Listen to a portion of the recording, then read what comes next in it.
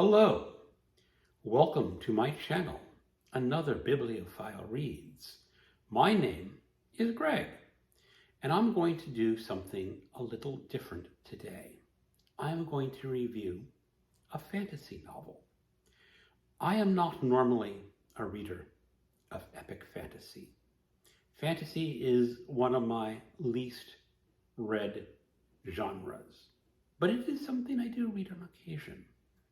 Earlier this year, I enjoyed rereading the first 4 books of the Albrecht of Melbourne saga by Michael Moorcock, which I had not read since high school. And back in high school, I adored these books. And I liked them again as an adult. But what attracted me to this book, Forgetting Moon, by Lee Durfee, was a video that the author made on YouTube.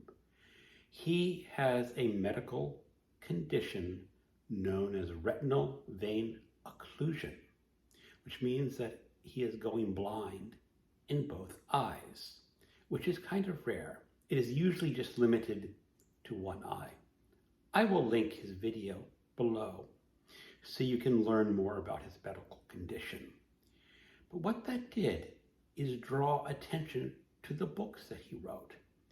And I thought that as a fellow booktuber, I should support him by reading one of his books. And after looking over the synopsis, I decided that this was a book that I think I could enjoy. The title is The Forgetting Moon, and it is first book in a trilogy known as the 5 Warrior Angels trilogy. And in this there is 5 isles, and it is the year 999 after a great and epic war with the hero Lejean. And Lejean is a Christ-like figure, and his life and deeds have spawned a religion. And the religion basically has two areas, 2 schisms. Think Catholic and Protestant, or maybe more appropriate in the Islam tradition, Shiite and Sunni. And these 2 different versions of their religion don't quite gel together. Each faction believes their own is the one true religion. Now, I myself am not religious, but I am fascinated with religious stories. So right away, I am drawn to this story because, of course, this is a fantasy novel and the religion is invented. And you have these 2 warring schisms, one from a nation known as Sorcevier and one Golconda. And these 2 nations are gearing for a war to basically bring upon Ragnarok, or an apocalypse, or I think he called it the Ascension, or something like that in the book. But that drew the religious schism and the difference of beliefs is what drew me very closely to this book, and made me very fascinated in that, because the wars of religion are inherently interesting. And over the course of this novel, I have to make the decision, which one of these factions is the true religion, or, much more interestingly, maybe both factions are incorrect and they're having a needless war. I can't answer that question after reading the first book, but it is something that draws my attention to it. So what is this book about? Well, there was, as I said, a great war with his hero Lejean 999 years ago, and it has been prophesied that a great event will happen eventually that will solve all the world's problems after Lejean defeated, I guess you could say, the demon hordes almost 1,000 years ago. So, in this world, there are three, or maybe let's say four races. One, of course, is human. The second is dwarf. The next is valet, which is essentially elves or fairy folk. And the next is ogles, which is, I guess, orcs or ogres or trolls or something like that.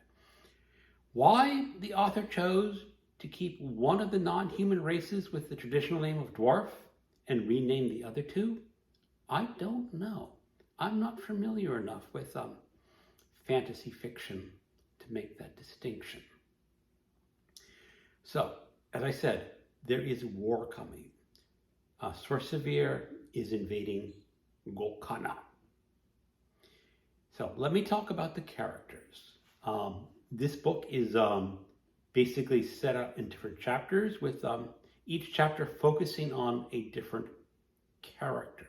In the prologue, the character is Shawcroft, and it is essentially about 14 years earlier than the main story, where Shawcroft is defending a boy from assassins known as Bloodwood. And Bloodwood, I guess you could just say, is a different name for ninja. It's not quite a one-to-one, but if you think about the mythology of ninjas as fantastical, mystical warriors, almost undefeatable, that is what the Bloodwood are. And then after that prologue, it jumps a few years. There is a boy in the prologue who was unnamed, but you quickly learn that his name is Nail.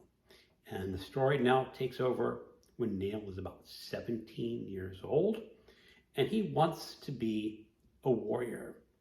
But life intervenes with the invasion of the Sorcevere warriors. The next character is Galt Albrecht. I do have some question of why the author named his character Galt. Galt is a very famous fictional character from Ayn Rand's book Atlas Shrugged, and naming him Galt is sort of like naming a character D'Artagnan. Why would someone name a D'Artagnan? Why would an author name a character D'Artagnan and not be directly referencing the Three Musketeers by Alexandre Dumas? I don't have an answer for that. It's just a little niggling issue. And Galt is a warrior from the Sorcevere invading army. The next character is Tala Bronichel. She is the sister of the king of the Golconda Isle. And she gets involved with a Bloodwood assassin that she meets in the secret passages of the king's castle. And he is essentially blackmailing her to do dirty deeds for him. The next character is Gendralyn Bronichel. She is the older sister to the king, and she has a desire to basically overtake the king because she thinks the king is not doing a very good job ruling the kingdom. And she wants to do that by being a great warrior. And in Golconda, women are not normally warriors. And she wants to do that by joining the gladiatorial ring and becoming exceedingly famous. The next character is Ava Shea. She is the love interest of Nail. The only problem is she has other aspirations. She truly likes Nail, but she is essentially an orphan, taking care of her brothers and sisters. And she wants more in life than what Nail could give, because Nail is essentially a bastard, and everyone calls him a bastard, even though he, unknown to her, may have a secret history. Then there's a character called Sterling apprentice. He is essentially the captain of the king's guard, and he is investigating issues within the castle. And he is running into issues with Tala Brunashel. And Tala Brunashel is telling lies about Sterling Prentice to help the Bloodwood assassin. And lastly, in the epilogue, is a character known as Lindhoff LeGraven. Now, he is a minor character. However, in one of the chapters with Tala Brunashel, she witnesses Lindhoff doing something. And Lindhoff, unknown to Tala and unknown to the reader, learns something of vital importance to the entire story. And this is something that really made me like the novel at the end, because this is what novelists should do. They should describe a scene and let the character witness the scene and let the reader witness the scene, but have something secret going on. And there are things that made me want to reread portions of this book, because after Lindhoff had the scene, his character changed a little bit. And it's just subtle. And the reader may not pick up on it. I did not pick up on it. But that made it kind of special to me. So overall, this fantasy novel is very thick with detail, very much involved in world building. I know some readers don't like a whole lot of world building because it can lead to information dump. But to me, world building, the world is just another character in the novel, and it's just important as all the human and non-human characters, because it's developing. So that made me interested in this novel. So in the end, I enjoyed this book. I picked up this book because the author described his medical condition. But I'm picking up the second book in this trilogy because the first book was good enough to merit reading more about these characters. Anyway, thank you for watching, and keep on reading.